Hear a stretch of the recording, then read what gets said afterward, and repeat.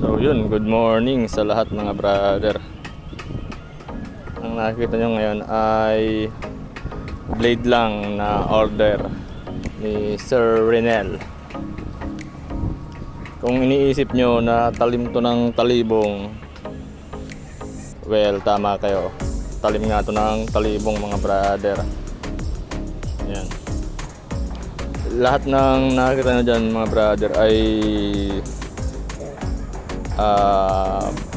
gusto ng may-ari. I mean, nakaplano niya.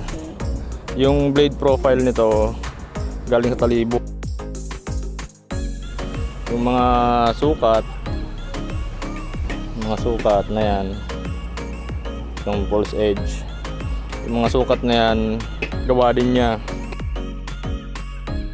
Siyempre yung ukit sa kanya rin galing.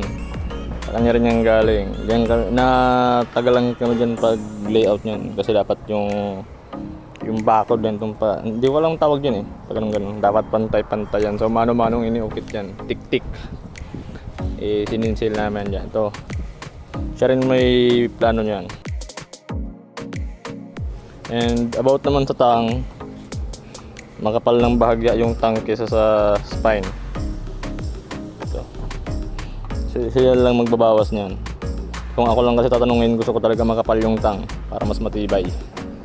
So, meron kasi silang handle, tsaka scabbard ata meron din. So, blade lang in order sa atin. Ngayon ko lang na pagtanto na talibong ang blade, tapos ipinaniki.